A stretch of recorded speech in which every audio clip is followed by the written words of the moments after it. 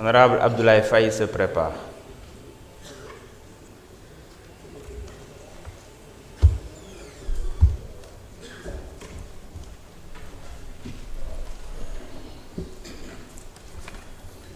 Je vous remercie, Monsieur le Président. Monsieur le Président, Monsieur le Ministre, très chers collègues. Monsieur le Président, Monsieur le Ministre, loi yi ñu fi indi tey muy renforcer sunu système bancaire jàpp naa ni mën na baax mais conséquence bi mooy dund nañu crise bu 2007 muy crise bu gën a mag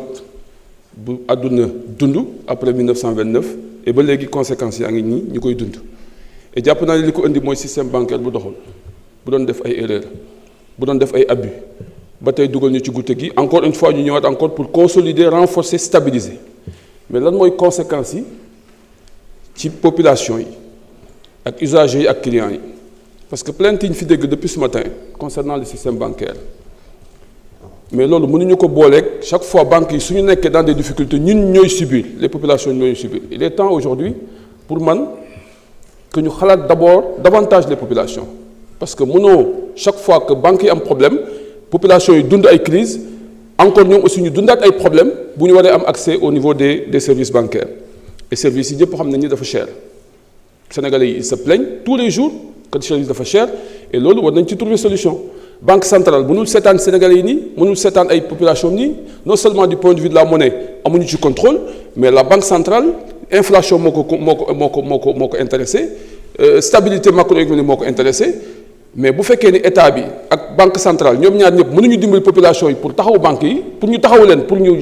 wax ak banques yi et je pense que dafay poser problème. Maintenant, monsieur le ministre, on a évoqué en commission plusieurs aspects, notamment le taux de financement de l'économie par le système bancaire. On a parlé de 30%, plus de 30%. Mais boo ko xoolee globalement c'est 6 000 milliards. Mais 6 000 milliards bu duggee ci économie boobu mënul def croissance bu dépasser 4%. Il y a problème. Soit 6 000 milliards yi fan la dugg est-ce que c'est dans l'investissement est-ce que dans la consommation loolu dañ ko war a xool parce que bu ñu ko xoolee ci la ñuy permettre ñun ñu mën a repartir sur de nouvelles bases mais di dugal xaalis ci dugg économie boobu doxul il y a problème et ça aujourd'hui on a un problème de productivité qui est réel beneen bi ci topp moo bëggoon aborder ak yow mooy le taux d'endettement des ménages sénégalais yi difficulté yi am na la vie est chère mais les ménages se sont endettés se sont trop endettés tontine bi endettement la nga dem ci microfinance endettement la plus vie bu cher pouvoir d'achat bu érodé wu jàpp naa ni loolu war nañ ci liggéey xalaat ci je pense que l'ANSD doit travailler autour du taux d'endettement des ménages ñu xool les sources les causes et ñu mën ci trouver ay solutions parce que loolu mooy tax ñu dund parce que bu nekk nit ñi nekk ci difficulté pour am xaalis dañuy stressé du ñu liggéey et productivité bi day wàññeeku et loolu dafay am reflet ci économie Sénégal donc jàpp naa ni loolu war ngeen ci liggéey maintenant on fait face à une situation de cherté des services bancaires on fait face à une situation difficile des ménages benn élément la ñu am aujourd'hui jàpp naa ne bu ñu mën a dimbale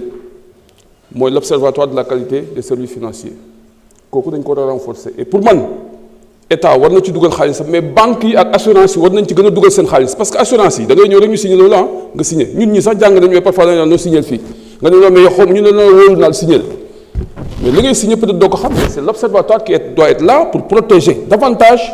les usagers et les clients et jàpp naa ni loolu war nañ leen renforcer du point de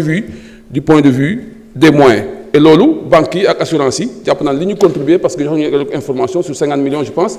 au niveau des banques 75 millions au niveau des assurances jàpp naa ni loolu war na mën a gën a bari war na gën a mën a yokk pour que observatoire boobu mën a jouer rôle d'abord du point de vue de la formation mais aussi du point de vue du contrôle de la qualité des services et effectivement du respect des normes yi nga xamante ni édicté nañ ko au niveau de la banque centrale et puis aussi pour accompagner les usagers parce que mën nga dem ci banque plaindre mais doo xam koy waxal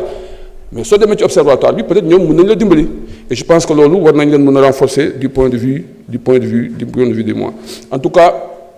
mënuma ñëw ba fii te du ma aborder la question de la certification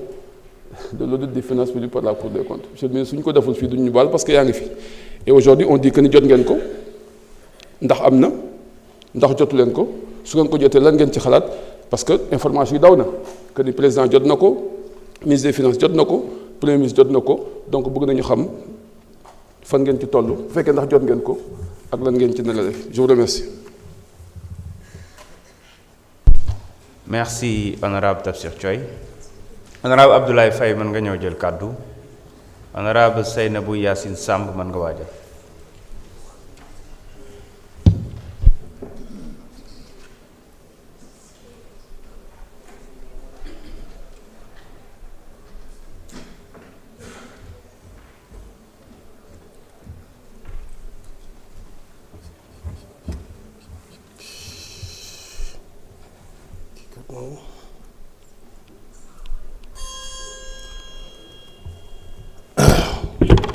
Assalamu alaikum. Bonjour Monsieur le Ministre, Monsieur le Président. maa ngi leen di nuyu di leen sant di leen gërëm bu baax ci teewaay bi ak le fait de m'avoir donné la parole. Monsieur le Ministre, ce week-end dama dem ay jàng dans mon département et plus exactement fi ñuy wax Notto Diobass. ñuy jàng ba ci yàgg ñu jox ma parole ma ne sëriñ bi jox ma parole ma ne ko man de waru mën jël parole dama ñëw fii rek uniquement pour nga ñaanal ñu ñaanal ma nag ñaanal Ousmane Sonko ñaanal Bassirou Diomaye Faye ñaanal réew mi. Pourquoi ma wax ko loolu ndax dama ko ne réew mi dama xamul réew mi bu ñu ko jël woon à temps fan la ñu war a dem. réew mi fan la jëm ëllëg parce que ñu bëri wax nañ ko fi le système bancaire bi nga xam ne la main étrangère moo ci ne dañoo yem ci système bancaire mais c'est tout le système boo demee ci mines yi lépp étranger yi ñoo fa ne alors je me dis que loolu depuis 1960 ñu gouverner Sénégal fan la ñu nekkoon ba loolu situation boobu mën a am. Vraiment sëriñ bi nee ma incha allahu lépp dina dox léppay baax de texte bi mu bind sax xam naa ni xëy na dafa réer pas grave nee ma lépp dina baax parce que effectivement ñaan moo tax ñu jot ci réew mi sonn na nit ñaa ngi xiif nit ñaa ngi jooy ainsi de suite donc nañ continuer ñaan yàlla ndax vraiment mu defar réew mi ci nu mu gëne alors man li taxoon ma ñëw réellement parce que loolu réflexion la bi gars yi commencé wax la situation du pays nar ko jox Ousmane Sonko ak Diomaye en tout cas le système qui est là aujourd'hui moo tax ma yokk ci loolu mais monsieur le ministre. Alors, dans tout le corpus de cette loi qui nous est présentée aujourd'hui, seul l'article 139 intitulé « Relations avec la clientèle » retient particulièrement mon attention. Oui, monsieur le ministre, la pratique bancaire, plus précisément la relation banque-clientèle au Sénégal, est d'une opacité obscurante en défaveur des clients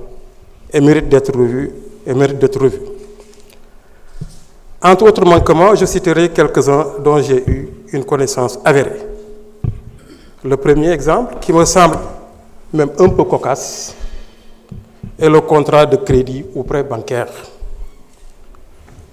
loolu defe naa ñëpp wax nañ ko fi Guy Marius Sagna wax na ko Awa Sané wax na ko ñëpp wax nañ ko. Dans ce genre de crédit, les clauses contractuelles, toujours en faveur de la banque, sont rédigées non seulement en bas de page, mais en plus en fine écriture très serrée. Certes, on vous demande de lire et de le lire,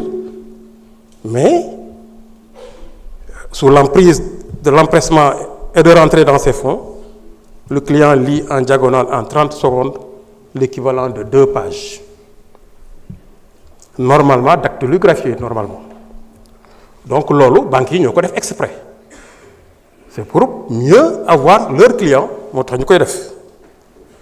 Ces clauses, monsieur le ministre, devraient être, en sus d'être clairement notifiées, faire l'objet d'une ample